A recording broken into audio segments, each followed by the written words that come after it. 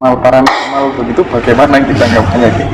Tadi kan saya matur, begitu jauhlah ilmu dulu untuk bisa menyentuh bumi, sehingga mungkin kalau ada piantun sepuh yang betul-betul belajar mituhu walaupun ia tidak mengerti, akan diturunkan, akan disuuni rogo. Ada yang begitu, tapi 1001. Umumnya justru beliau-beliau yang lugu, yang tidak macam-macam, yang nggak ngedol ilmu, yang nggak sok rumongso dadi ibu gitu loh. Jadi beliau sendiri itu kalau bisa masuk ke Ragalinue dengan orang piantun yang lugu, jujur, dan tidak punya tendensi, saya pikir kalau mereka sudah punya tendensi, beliau yang sampai ke selatan sebagai simbol kemakmuran Pinayungan kan ibu yang paling tinggi, dan dalam Kartosastra Sepuh itu diberi asma yang Juta Ratu Samudro Kidul Dewi Litu Hayu Drowino Kusumaning Astuti. Loh, ada kata Kusumaning Astuti, Drowino. Nah, atau dalam ilmu digambarkan Ibu Laksmi, atau Dewi Sri. Iya. Kan nama-nama dulu disebut Sri Maharani, karena Ibu Ratu Sima kan Ibu Dewi Sri Maharani Mahesa Suramardini loh, makam itu. Putih Putih Satya Putih Iswara, Satya Iswara. Paling nggak saya sudah ada gambaran tentang mitos itu. Kemudian saya teringat waktu saya dulu kelas 3 SD, itu bapak saya sakit. Waktu itu sakit beberapa hari di rumah sakit. Di hari terakhir itu justru mau makan lahap, saya kira sembuh, tapi ternyata justru malah meninggal. Itu kalau bahasanya apa ya, terminal lucidity. Jadi kenapa ya kok orang kalau mau meninggal justru malah kelihatan seperti mau sehat gitu. Ini yang pertama. Yang kedua, bisa nggak sih sebenarnya kita yang masih hidup itu kalau misalnya punya cita-cita, aku kok pengen ya ketemu sama leluhurku, bapakku yang sudah kabundut, sudah meninggal, tolong dibimbing. Gini, makanya ada satu simbol penghormatan pada saat hari kelahiran bapak itu ya, itu kan mungkin bapak sudah kabundut dalam arti kundur ke alam paswitan, tempat dimana ya selalu menekung agar anak putunya bisa hidup dalam gelarnya dunia ini, terbawa oleh kondisi yang baik gitu ya. Itu selantiasa memberikan sesuatu yang pernah disukai bapak, kopi pahit gitu ya, terus kemudian ada air putih, kemudian ada kembang telon dan sebagainya, gerampe itu. Terus ada satu kesenangannya bapak, jajan pasar. ya, kalau remen, karena sang jiwa itu tadi pertanyaan belum selesai. Jiwa itu tidak akan pernah bisa mati. Iya, betul. Karena sang jiwa itu akan menjadi ilmu pengetahuan yang babar hidup, dan ilmu pengetahuan itu akan mengeluarkan teori. Makanya teori itu akan tumbang dengan teori yang berikutnya. Iya kan masuk akal? Iya.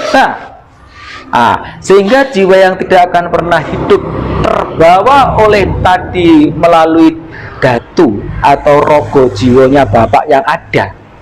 Yang kundur itu adalah sukmonya ke alam paswitan, ilmu sejatinya yang di sana terus manapung, tidak tidur. Tuhan aja katanya tidak tidur menjaga umatnya, akhirnya mlebu surga nek karek ditekan ngono lho, masuk akal to. Lagi ketimeno kan sekarang kan gini.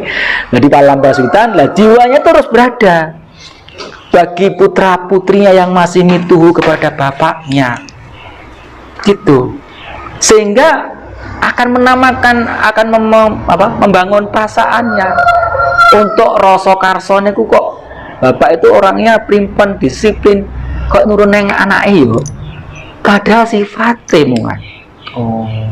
Tadi biar bisa hadir diberi sesuatu yang disukai di kala dia hidup. Oh, wow. Jadi makanya ada yang mau sedo kok nyuwun iki lahap ngentekne rasa ning jiwa rikala urip tau ngrasakne penak. Lho hidup tuh susah lho. Ngopeni anak bojo ya ta. Wis Gusti urip pun susah monggo kok temel mriko bar kok dendeni mawon kula niki. Wis ngomong anak ngomong putu lahir Yesus apa namanya ubet arep mati nyandang loro kan gitu. Dan Gusti mbok pun dengan kula mbok usah diurip ditendeni lah gitu. Asane bahasa dialog.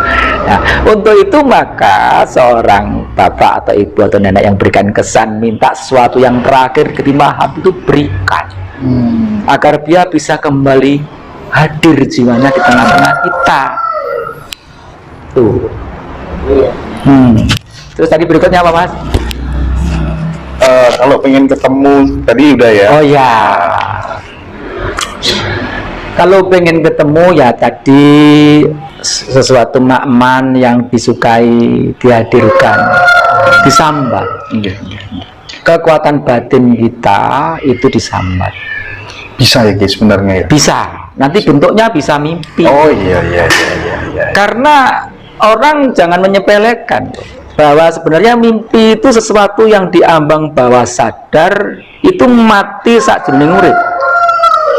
Lek kita ndak mengerti tentang rasa tali rasa sejati ning rasa kang babar ilmu dharma bekti dengan hidup sesuai dengan kersane Gusti terus kemudian kita mati ra tau roh ngalam mimpi kowe ra roh to le ya ta anakmu pira utangmu pira ngoro genggar denggur gitu. Nah, orang kalau mau meninggal seandainya kita itu pengen tahu tentang ilmu meninggal ngilmune wong mimpi aja lu belum ketemu.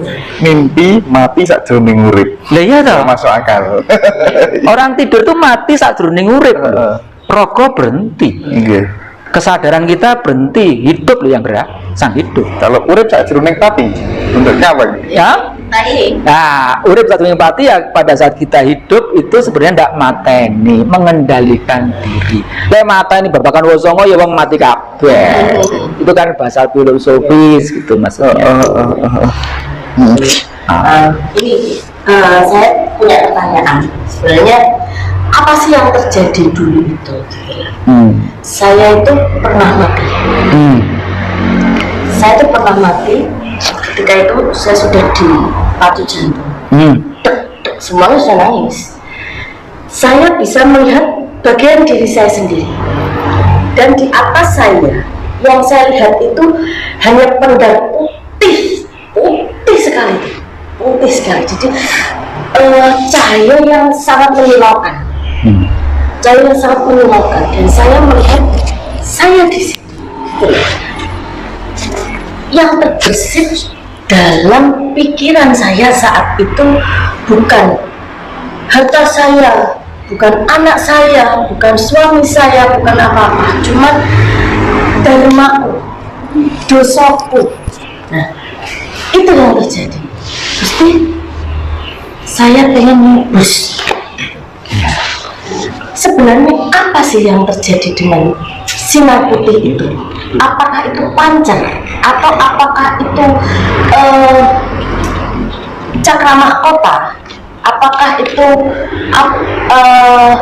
malaikat apa ya? Kalau di spiritual modern itu ada guardian angel, ada 3 malaikat, malaikat tertinggi, malaikat pendamping, sama malaikat apa ya? Yang ada pendamping hijau dan putih. Nah, itu kira-kira gimana? Apa proses yang saya alami? Ya, dalam pernah mengalami, jadi ya makanya saya bisa cerita karena proses religius pengetahuan spiritual itu berbeda-beda. Kita bisa membabarkan pengalaman itu pada saat kita akan menyadari sebuah perjalanan yang harus terbentuk terjadi peristiwa itu. Kalau tadi sudah diaturkan oleh Kang Mas tentang kehidupan di masa lalu kan gitu.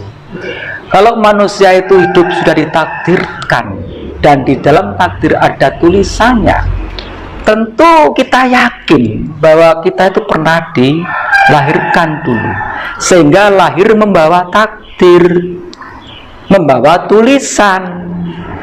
Kalau hidup itu adil, kira-kira semua sama dianggap adil, ya semua lahir cepat ya kayak binatang, nggak butuh apa-apa, gembeludung melayu sakarpe dewi. Tapi kita ditempatkan ke dalam satu bentuk kehidupan yang berbeda-beda karena berdasarkan catatannya. Kalau justru adilnya di situ, menurut saya adilnya di situ. Kenapa? Karena dikala kita melakukan membuat perjalanan yang disebut dosa tadi, sehingga kita harus menebusnya, dilahirkan kembali ke dunia, itu sangat real. Kalau kira-kira dosa itu bisa dibeli, gitu ya, orang kaya bisa beli semua, habis perkara kan gitu. Adilnya di mana Tuhan, kan gitu kan ya. Jadi kehidupan masa lalu yang memberikan satu perjalanan sampai di titik dengan mengalami peristiwa spiritual yang seperti itu, ada satu getaran kekuatan rogo dan jiwa. Karena di alam sekarang ini kan alam yang membawa sifat materialis yang sangat tinggi, sehingga kekuatan spiritual akan melemah. Padahal yang kita dilahirkan di dunia ini kan lebih berat untuk menghadapi realita kehidupan yang selalu dengan hidup materialistisan, sehingga membawa kekuatan batin itu akan lemah. Sehingga Anda pernah mengalami satu proses yang tekanan yang sangat tinggi, sehingga digambarkan sinar Tuhan yang mestinya itu redup, indah, sejuk, kan gitu.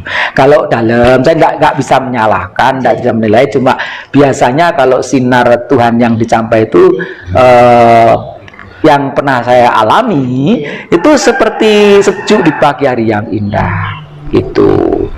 Nah, kalau memang ada energi yang sangat tinggi yang berupa cahaya yang menyilaukan, itu mungkin ada perjalanan dharma, dikala itu Anda harus menjadi satu bentuk tugas suci untuk ikut membabar kembali. Artinya membabar kembali perjalanan hidup ini untuk tidak hanya disampaikan ke dalam kehidupan keluarga saja, karena kalau sudah sampai ke ilmu tinggi yang pernah melakukan itu, wis ora ana gunane ora ana bedane bojo karo wong liya, ora gunane bojo karo anak karo wong liya. Bukan berarti ora ana bedane dalam arti ngomong keseimbangannya, ngomong batinnya rasa itu. Jadi secara keadilan nggak ana bedane antara anak sama wong liya. Wis kabeh padha dadi makhluk bukti gitu. Kecuali memang anak ditumitahkan untuk menjadi anak kita, itu ada satu misteri yang harus kita bimbing, kita besarkan sejak lahir gitu ya. Jadi alam pengetahuan alam panjenengan yang seperti itu, kalau dalam dulu pernah melakukan itu sejuk enak, tapi saya lihat rogo saya ngaten kok, loh kok kelingan anak saya.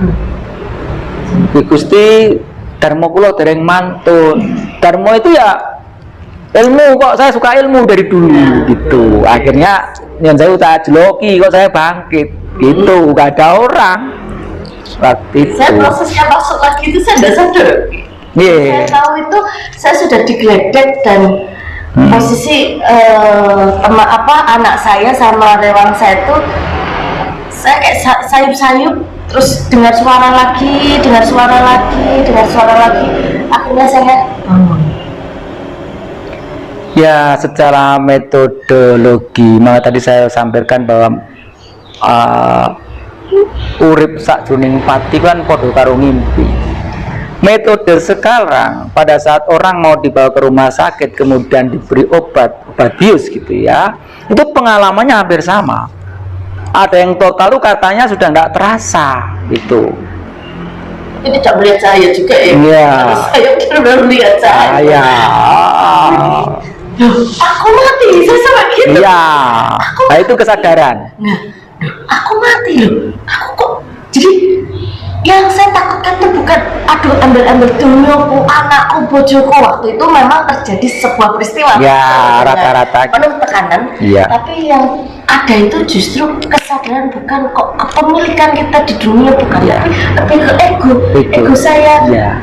Gimana sih saya tuh menghadap itu loh Gusti menghadap kembali ke jiwa saya yang yang di atas gitu. Karena saya sering sekali sekarang itu di saat saya merasa ada ketidakseimbangan, saya itu selalu merindukan, aku pengen pulang, saya pengen kembali, karena saya merasa saya nggak bisa, Gusti, saya tidak mampu mengemban tugas ini, saya pengen pulang. Tapi seolah-olah ketika saya sudah di titik drop nol, nol, selalu saja ada pertolongan, selalu saja ada baik. Dan saya selalu karena tempat saya di utara, saya senang sekali bermeditasi, atau saya sekedar memandang laut. Saya mau yang luar biasa dengan latihan di sana. Simbol pemomong memang ya, itulah pengalaman spiritual. Makanya dalam kehidupan di dunia ini kan berat ya. Tadi saya matur bahwa uripiku abot gitu ya, apalagi dunia sekarang.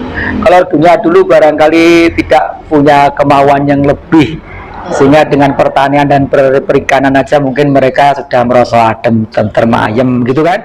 Dan sekarang kehidupan itu sudah mulai